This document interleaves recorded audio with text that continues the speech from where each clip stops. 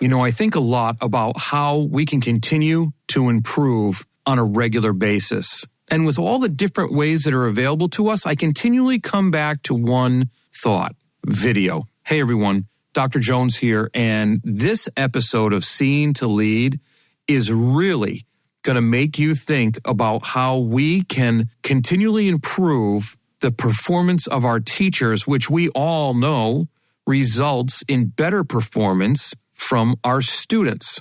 You see, in this episode, I talked to Cassandra Williams, who is the founder and CEO of Educational Innovation 360, and she brings up a fantastic point when she talks about the use of video to help coach teachers. Can you name a professional sport that doesn't use video to improve the craft of the players? So why wouldn't we be doing it in education? I would even argue that the stakes are much higher for teachers to become masters of their craft and continually hone their skills than it is for professional sports. Cassandra and I have a great conversation about coaching and how it's most effective when there's that increased level of safety and trust, and that feedback, to be meaningful, must contain examples of those improved methods you are trying to have teachers implement. You see, unfortunately, when we provide mentors for teachers, it's their first 2 years or 1 year, and it's showing their way around the building and due dates, when in actuality, if we're really going to seriously improve our instructional abilities, we need mentors for our whole career, not just the first few years. If we're really going to improve, we always need coaching. And the way Cassandra approaches it with Education 360 is she uses video to do this. And video is super valuable because it takes out subjective interpretation of what we think or had hoped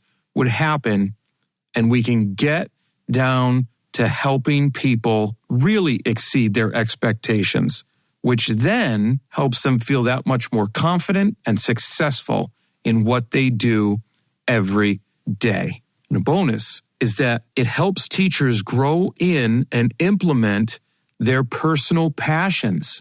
Once they feel confident and comfortable in teaching every day, they go after those personal passions and reignite that passion for belonging to the overall vision of the school. You see, everything we do has a ripple effect. And if that's the case, then why don't we start that ripple with effective instructional development?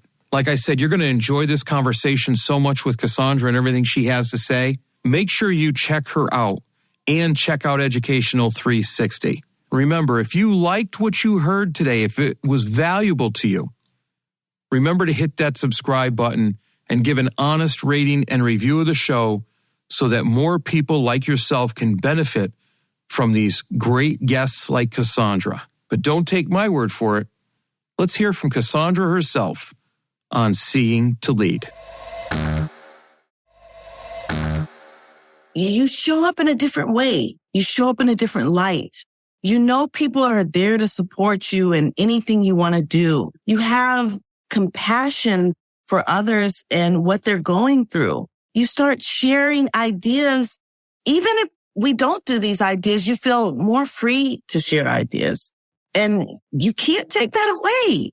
I love the fact that some schools have that. They have that where I don't feel worried about what I'm going to say because I know people are looking at me and they know I'm genuine. I mean, they know I have genuine heart. I have a genuine heart. So just imagine what you can do if you have all these people who are willing to walk through walls for you.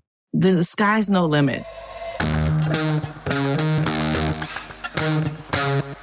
Dr. Chris Jones here, and welcome to Seeing to Lead, a show designed to help leaders increase their ability to effectively support, engage, and empower their staff through intentional practices so that they create an environment where everyone reaches their greatest level of success. On Seeing to Lead, communication rules the day as we hear voices from both teachers and leaders in an effort to examine perspectives, highlight misunderstandings, and provide steps to ultimately bridge the gap between what teachers need and provide through thoughtful thoughtful dialogue. This show is about amplifying voices, creating understanding, and providing information to help everyone continually improve. I want to personally thank you for taking the time. Now, let's get to getting better. Cassandra Williams is an accomplished educator, administrator, and entrepreneur with a passion for transforming education and supporting teachers. She holds a master's degree in educational administration from California State University, Northridge, and a bachelor's degree in elementary education from Southern Illinois University. As the CEO and founder of Educational Innovation 360, Cassandra leads a successful consulting group specializing in teacher training, adult learning, and instructional coaching. Her company focuses on improving the K-20 learning process through innovative research-based techniques and strategies.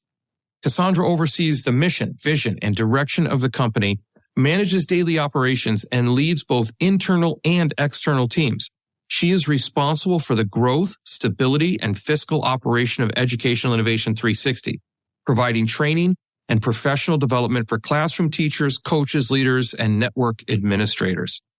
Cassandra's ability and desire to support, engage, and empower teachers through professional development is just one of the reasons I'm excited about speaking to her today. So Cassandra, welcome to the podcast. Very, very excited to be here. Thank you for having me. Oh, no problem. It's my pleasure. I really am excited to get into this because when we had spoken before recording this show, it just seemed we hit it off with your passion, what you're interested in and involved in. So I want to talk a little bit about that. The first question would be, how did you go from elementary education into the idea of a CEO and founding your own company? Talk to us a little bit about that. Right? Edupreneur. Where? Wow.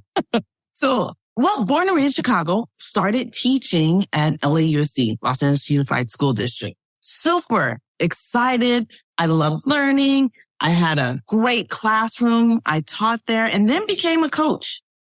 And so that journey became like District 2, supporting teachers and really coaching effectively. You never know where you're going to end up, right? You and your husband and your spouse usually do rock, paper, scissors. Whose career are you going to follow? And then you figure out. And so it was my husband's career. We were in Lexington, Kentucky, and now we're in Indiana. I think what made me become an entrepreneur is, this drive to do more in education. And when I opened 2 schools here in the greater Indianapolis area, it was difficult as a building leader. And let me tell you, I am dope, like really good at coaching, but I could not go in depth with my new teachers how I wanted to and provide them with the resources that they needed to be successful. So I always felt like I was failing my teaching staff in instruction. So it really made me think, like, what can we have that really works to support new teachers? I did have an instructional coach, but even she was overwhelmed. But that kind of made me, of course, I'm in higher ed as well. But that kind of made me realize, like, I'm about to develop this program. So I'm like, we're going to get this together. And so as an adjunct professor, I work with some, colleagues of mine. Then I was like, you know what? I am going to figure out a way to use video to provide coaching for teachers as like a team member of, your actual your teachers and your principal. So I became like the right-hand woman of my principal, and I was able to coach everybody at any time using video. So that's kind of how I came up with it. That's awesome. And it's funny because on a personal note, I get teased every once in a while in a good way because I do videos all the time. I do a weekly community video out to my community about ideas of character, purpose, and the idea that you do video coaching. When we spoke, I was so intrigued by how this works. Can you just explain that a little bit? Because when teachers hear they're going to be videoed or you ask them to video, that's a scary thing. And I get it. The first time I ever videoed my teaching to critique it, I was like, whoa, I look like that. I sound like that. Oh my gosh. Yes. And the same thing happened for students because I figured I'd do it with my students for public speaking. I was teaching a public speaking course and videoed them. And then we got to look at it. And it is a humbling experience. So how does that come about? Right? We realize they do it in baseball, basketball to perfect the craft. What are we doing in K-12? So pretty much a teacher uses and they use their phone or any device they have and they press record. It uploads to our coaches that are anywhere in the world that support their the teachers, and they give timestamp feedback on their video. Now, granted, it's ongoing professional development. And so what that looks like is within 48 hours, you are giving feedback and getting evidence on how you could be better. And it doesn't have to take so long to correct any mistakes or any supports or even get mentorship throughout, you teaching. So after they record, it uploads to our server. We give feedback.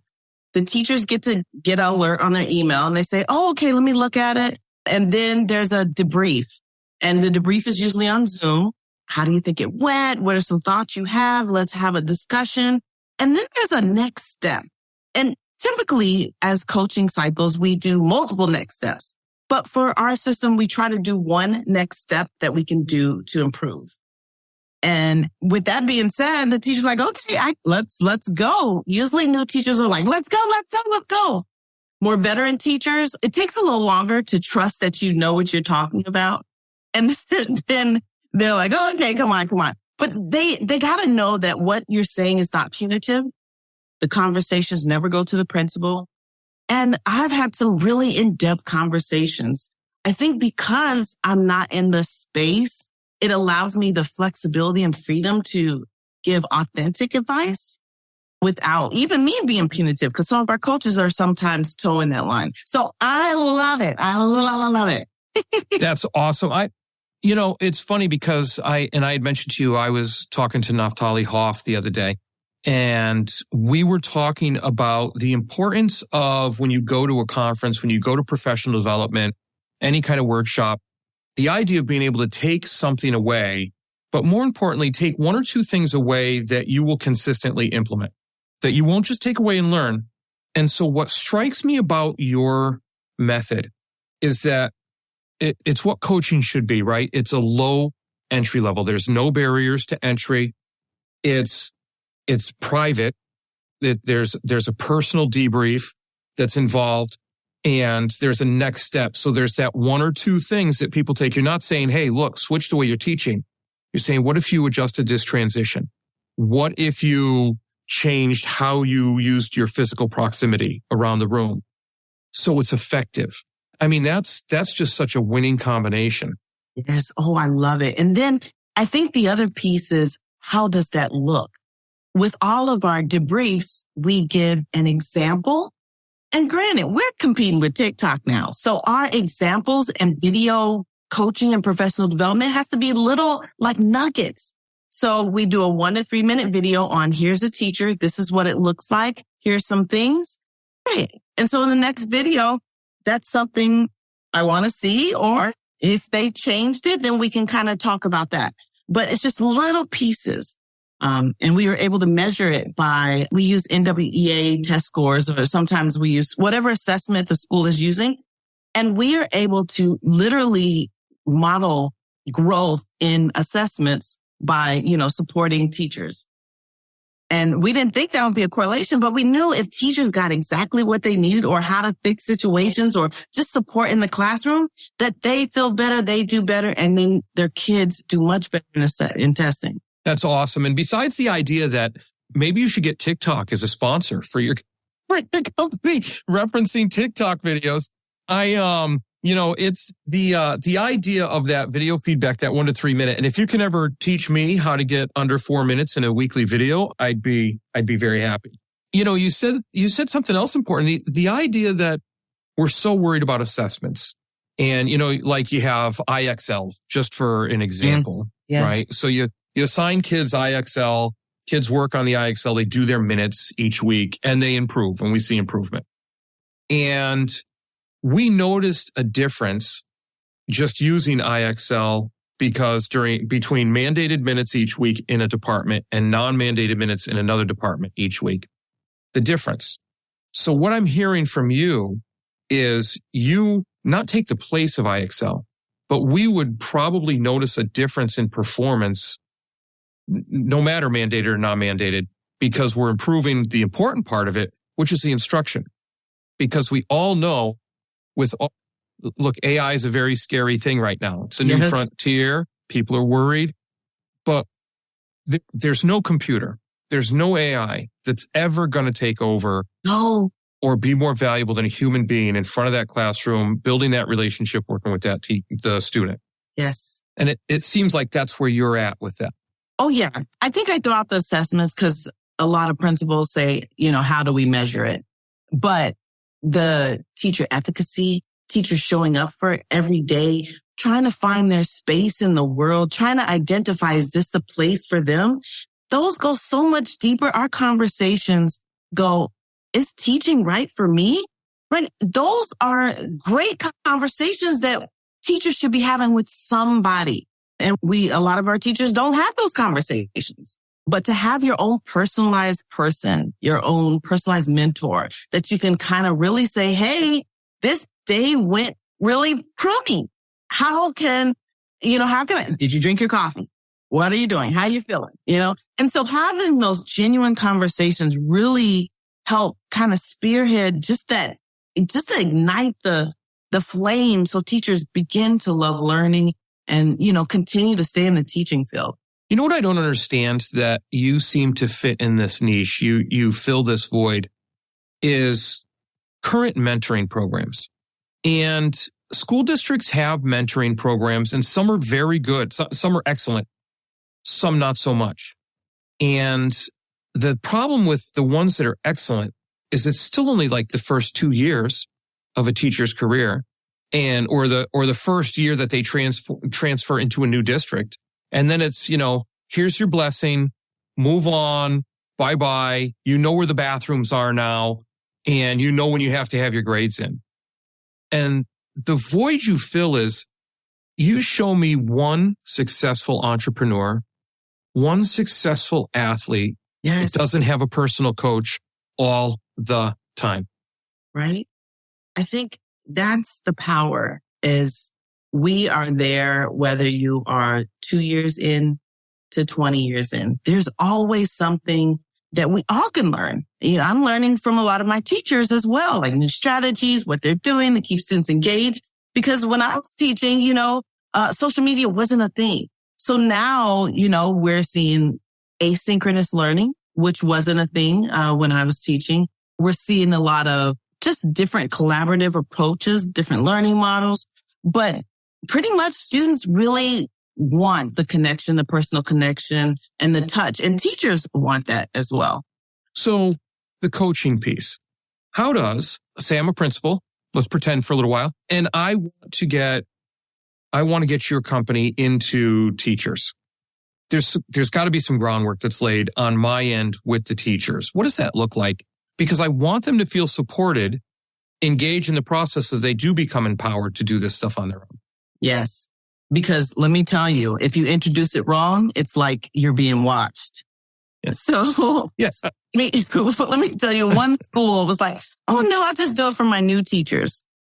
So that didn't go off really well because the new teachers were like, well, why am I getting somebody to help me? What are you doing? What?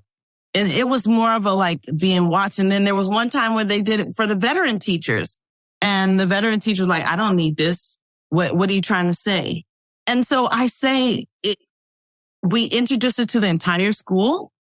And sometimes you can do volunteers, but if you introduce it to the entire school, say, hey, it's this program, this mentoring program. It's a collaborative program to where if you need support, if you want to learn something, you want to try something new, this is a way you have your own personal coach. You could tell her anything. I don't know what you guys are talking about, and I never get that evidence, but this will help you grow in your journey and becoming an exceptional teacher. And typically when it's couched like this, teachers are like, huh. And then our initial meeting, we hash it out. I say, so why do you love learning? What do you want to learn this year? And then the first video is, tell me about yourself. Tell me what you like. maybe I could do the research and find how to start a gardening school, a garden club at your school. If that's your passion, bring your passion to school. And so teachers start to, remove this heavy burden. Like, she's coming to watch my classroom. She wants to see this. I need to do a dog and pony show. First, sometimes the first video is a dog and pony show. After that, it's kind of like over. They're like, look, let me tell you, look at this. So I love it to where they're so honest, they're so genuine. And my goal is to try to continue to bring the passion back. Why do you love that school? Why do you wake up every day? What is your legacy that you want to leave for the school? And how do we bring that out into the school so you love going there every day? I've got so much to ask you about that, but I'm jotting stuff down. Just talking to you, I can see how you get people to lower those defenses just because you're so passionate and you're so engaging. I'm getting fired up just talking to you about it. So the first thing I want to mention is the implementation piece, right? So I want to bring this program to my school. And are you saying to throw out the idea of the will and skill charts? You know how we have the different boxes, you have the squares, you have teachers that have the desire, but they don't quite have the skills, so they need some coaching up in that area. They have the skill, but they have no desire any longer, whether they're burnt out, whether they're just tired. Do I get rid of that when I contract with your company, or who's going to start? Do I do it as a pilot? How do I do that? So typically it's usually 1 year because the system we use is our FERPA compliant. Nobody can get these videos. And so it's kind of one of those things like, let's try it. Let's see how your teachers react. And typically what we've seen in the past is new teachers. So about 10, you get 10 coaching cycles. New teachers, they'll get more because they want more. They want to know more, and they'll show me maybe 5 minutes here. Maybe they'll show me a 30-minute class. Maybe they'll show me a 15-minute, observation on the playground. But they're constantly like, hey, if I get this resource, I want as much as I can so I can learn as much as I can and grow faster. And like I said, it's just a great opportunity to support new teachers, veteran teachers, and even leaders. We're really working on that piece because at my last school, one of the schools I was with, the principal said, we're doing such a good job.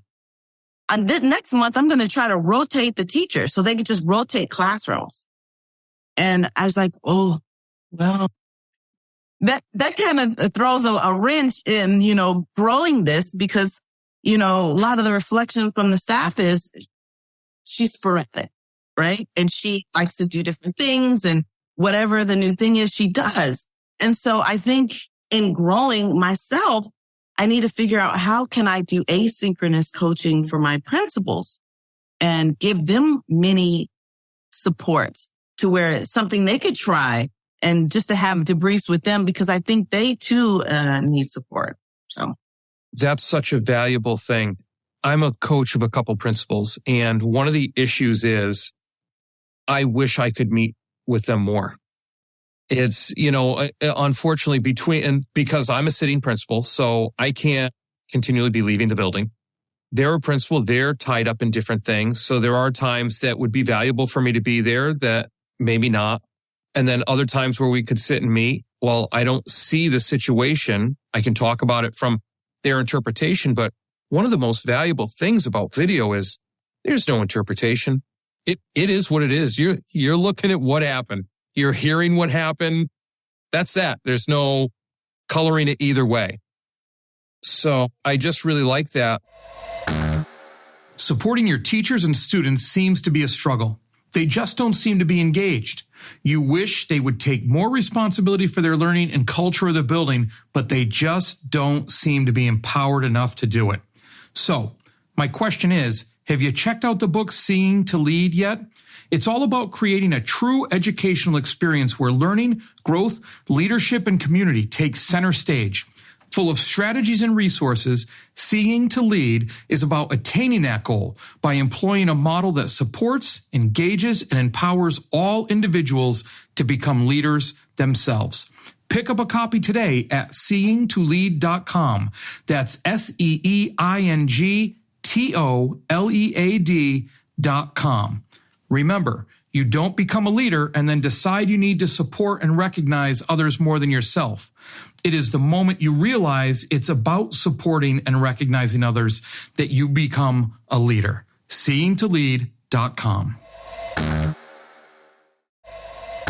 One of the other things I do want to go back to that makes me think this is so valuable and something you said is the legacy piece. When you talk to teachers about what legacy do you want to leave at this school, one, that connects them to the vision of the school even more, which I ended up writing about in my book as a way for the engagement to show them how their personal values and vision for themselves attach to the larger vision. But more important than that is the idea that when you talk about legacy, you're talking about staying. And teacher retention is such an important topic these days. I mean, getting teachers is such an important topic these days. But keeping them is a whole nother story. And it's something that the educational system, quite honestly, is struggling with. Now, you can say it's for pay. You can say it's because there's no respect in the public. You can say because of the current political atmosphere. You can say all those things. And it becomes a giant Gordian knot. But the one thing that I think we need to get teachers thinking about is that legacy and that long term and why they're there. So thank you for bringing that up. That's just a powerful add-on to the program. I love it because I remember it was a teacher. And that was the kind of one of the questions, like, what makes you wake up and come to school every day? You know, what's working? What are some things you want to incorporate that brings some of your life to the classroom? And he was like, really randomly, I like to play guitar and I like to share music with others. And I said, well, let's think about some ways we could do that. So it started from playing his guitar during lunchtime to after school programs. And we found funding to get him paid to teach students, how to play guitar. More parents want to get involved. So parents were learning guitar. And eventually that became his thing.